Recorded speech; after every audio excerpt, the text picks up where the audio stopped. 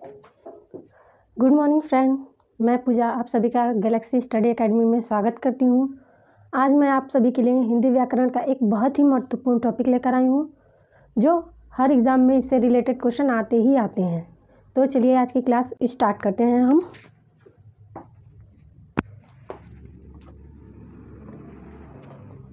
वर्णमाला किसे कहते हैं? तो वर्णों की माला को हम वर्णमाला कहते हैं। तो सबसे पहले हम जानेंगे कि वर्ण किसे कहते हैं। वर्ण भाषा की सबसे छोटी इकाई होती है। वर्ण उस मूल ध्वनि को कहते हैं जिसको विभाजित नहीं किया जाता है, और वर्णों को अक्षर भी कहते हैं। जो हमारे वर्ण हैं उसे हम अक्षर भी कहते हैं, और वर्ण हमारे भाषा की सबसे छोटी इकाई भी हैं। वर्ण हमारे ध्वनि के लिखित रूप भी हैं। तो सबसे पहले हम देखेंगे कि वर्ण हमारी जो क्या है, भाषा की सबसे छोटी इकाई है।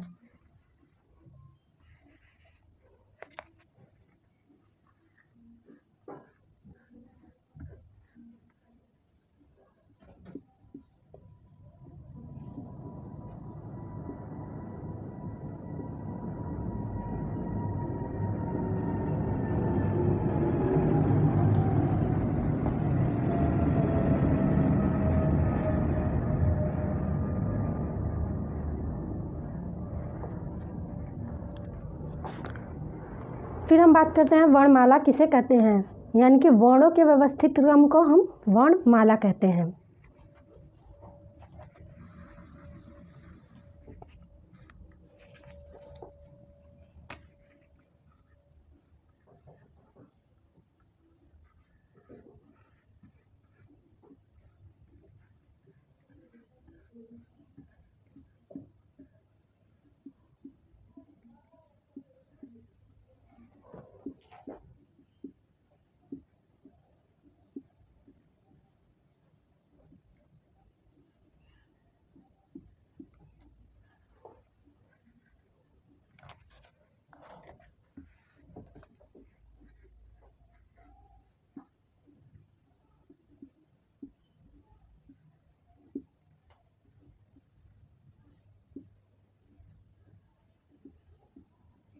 वर्णों के व्यवस्थित क्रम को हम वर्णमाला कहते हैं।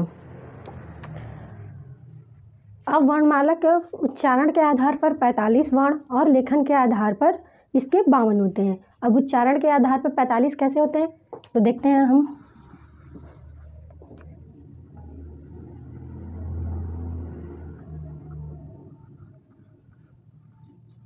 उच्चारण के आधार पर हमारे 45 होते हैं, जिसमें 10 स्वर होते हैं प्लस 35 हमारे व्यंजन होते हैं।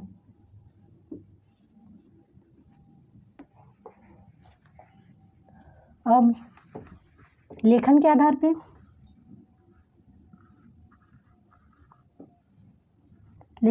इनकी संख्या 52 होती है, जिसमें 13 स्वर प्लस 35 व्यंजन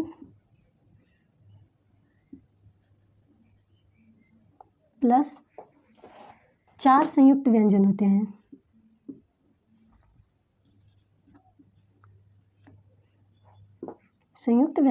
हमारे। तो ये था हमारा वर्णमाला का लेखन और उच्चारण के आधार पर। इस प्रकार से लेखन के आधार पर 45 और उच्चारण के आधार पर 52 वर्ण होते हैं।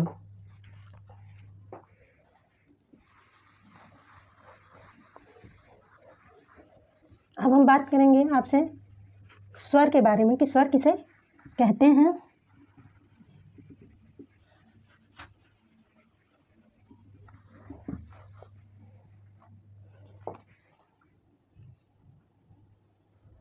स्वर जो स्वतंत्र रूप से बोले जाते हैं उसे स्वर कहते हैं। जिसे बिना किसी सहायता के बोले जाते हैं उसे हम स्वर कहते हैं। और हमारे हिंदी में स्वरों की संख्या होती है 13।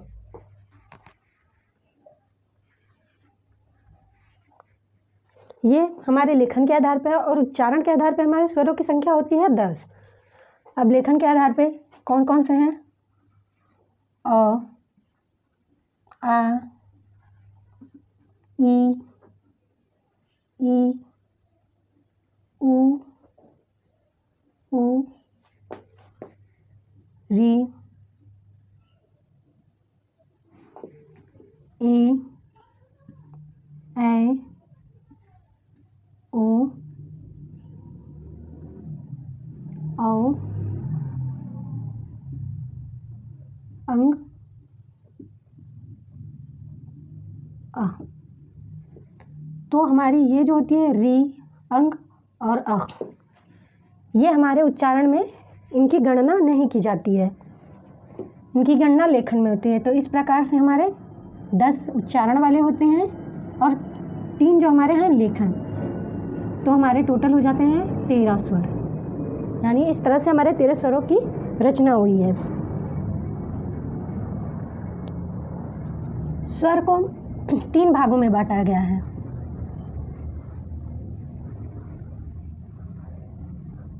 जो स्वर है इसके हमारी 3 भागों में बांटा गया, इसका वर्गीकरण हुआ है, जिसमें है हर्ष स्वर, फिर है दीर्घ स्वर,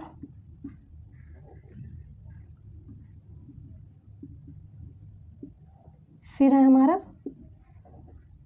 प्लुत स्वर।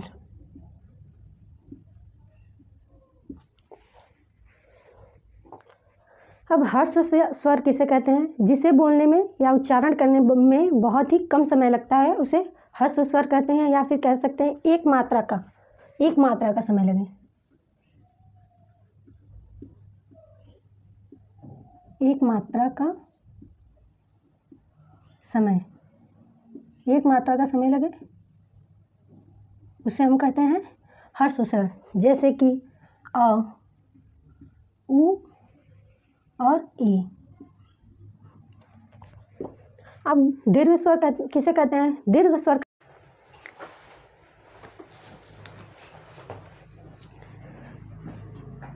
जिसमें 2 मात्राओं का प्रयोग होता है, उसे हम दीर्घ स्वर कहते हैं। यानी कि दीर्घ स्वर में 2 मात्राओं का समय लगता है, जो है हर्ष स्वर से ज़्यादा समय लगता है। क्योंकि हर्ष स्वर में 1 मात्रा का समय लग रहा था, अब हमारे दीर्घ स्वर में 2 मात्रा का समय लगेगा।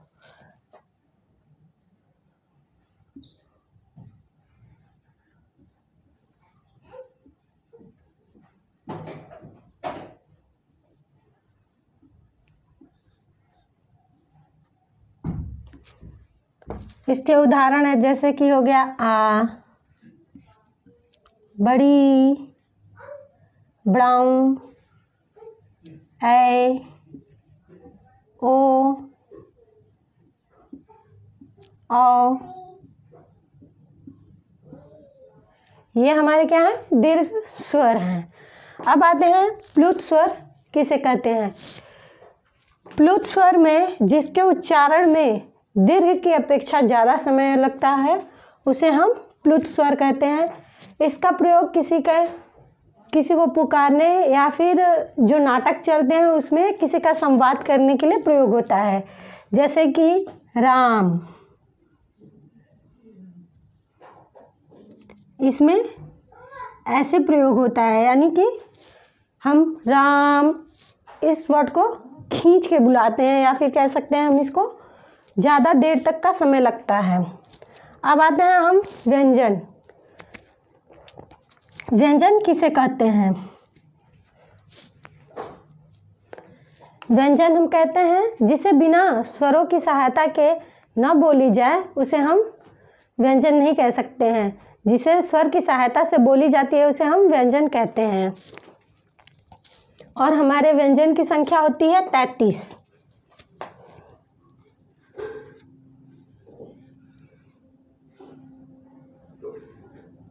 हमारे व्यंजन की संख्या होती है 33, जिसमें स्पर्श व्यंजन होते हैं 25। तो हमारे स्पर्श व्यंजन होते हैं क से लेके क से लेके प वर्ग तक ये हमारे होते हैं स्पर्श व्यंजन।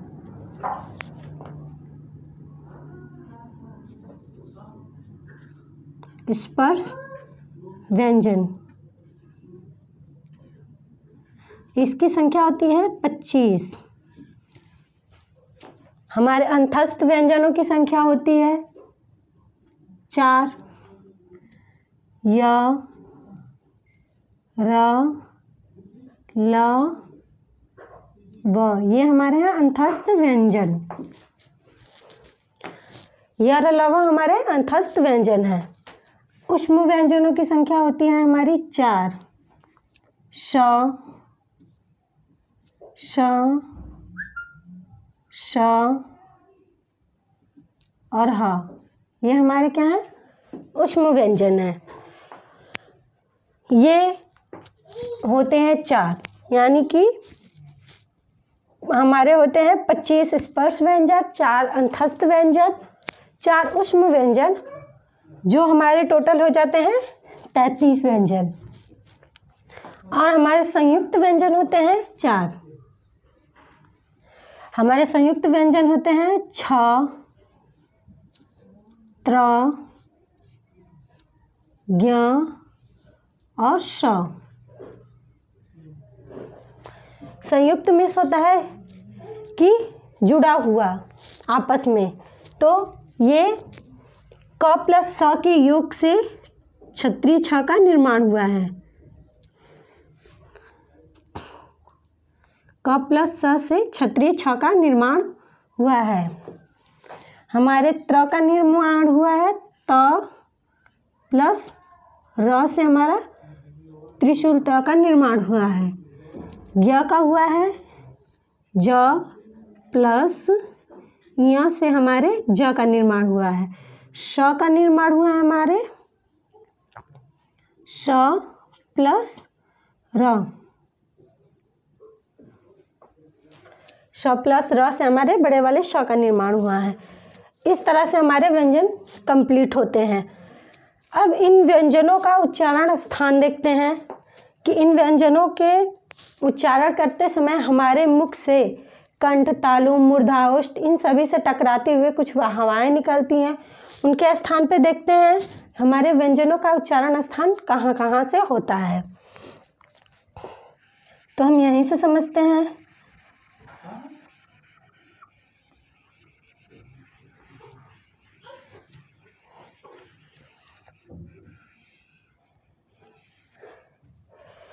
क वर्ग यानी कि क, ख, ग, घ, अंग। इसको एक बार आप मेरे साथ उच्चारित करिए। क, ख, ग, घ, अंग। इसका उच्चारण करने में हमारे मुख से जो वायु टकरा रही है, हमारी ये आवाज़ जो निकल रही है या जो ध्वनि हम उच्चारित कर रहे हैं वो हमारे कंठ से उच्चारित होके आ रही है, तो ये हमारा कंठ से हो जाएगा।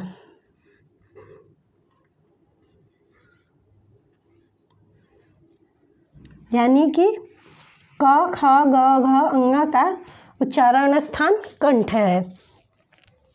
अब फिर से उच्चारित करते हैं हम। च, च, छ, ज, झ, य। ये हमारे हो रहे हैं तालु द्वारा।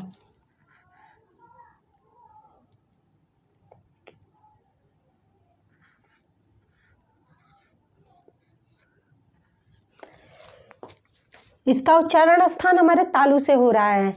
इसको उच्चारित करते समय हमारी जो जिह्वा है वो हमारे तालु से टकरा रही है, इसलिए इसका उच्चारण स्थान तालु से है। इसे हम तालव्य भी कहते हैं।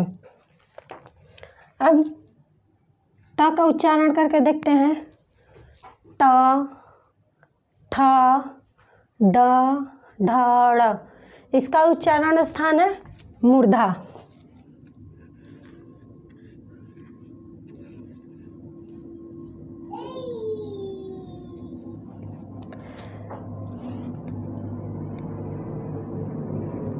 फिर त का करते हैं। त, थ, द, ध। त का उच्चारण करते समय हमारी जो जिह्वा है वो हमारे दांतों से टकरा रही है, तो इसका उच्चारण स्थान होगा दंत।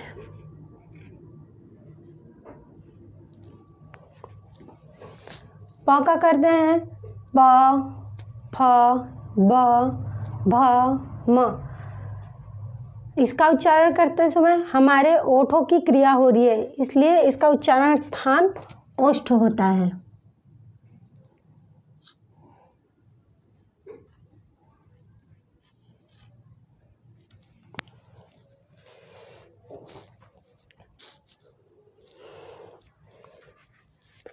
अब हम आते हैं हम अपने अंतस्थ व्यंजन, जिसका उच्चारण अंदर ही होता है, य, र, ल, व। इसमें हमारे मुख की जो वायु है वो अंदर ही रह जाती है, तो ये हमारे हैं य, र, ल, व अंतस्थ व्यंजन है। ल जो है हमारा लुंठित व्यंजन भी कहे जाते हैं। एग्जाम में देखने को ये क्वेश्चन आया है कि लुंठित व्यंजन कौन से हैं, तो ल जो है हमारा लुंठित व्यंजन आते हैं। ऊष्म व्यंजन किसे कहते हैं? ऊष्म व्यंजन है जिसका उच्चारण करते समय ज़्यादा ऊष्मा व्यय होती है, उसे हम ऊष्म व्यंजन कहते हैं। ज़्यादा ऊष्मा लगती है उसे हम ऊष्म व्यंजन कहते हैं। तो हमारे श, श, श और ह जो है ये ऊष्म व्यंजन है। संयुक्त व्यंजन जो दो वर्णों के मेल से बनता है उसे हम संयुक्त व्यंजन कहते हैं। इस तरह से व्यंजन में हम ये क्वेश्चन भी हमें देखने को मिला है, अंग और ढ, ये क्या है? इन्हें द्विगुण व्यंजन भी कहते हैं। द्विगुण व्यंजन हमारे द्विगुण व्यंजन है। अंग और ढ हमारा क्या है? ये दो द्विगुण व्यंजन है। इस तरह से आज हमने वर्ण, वर्णमाला, स्वर, व्यंजन इन सब को और इनका उच्चारण स्थान वर्णन किया है। अगर आपको ये वीडियो अच्छा लगा हो तो प्लीज़ इसे लाइक करें, सब्सक्राइब करें। Thank you.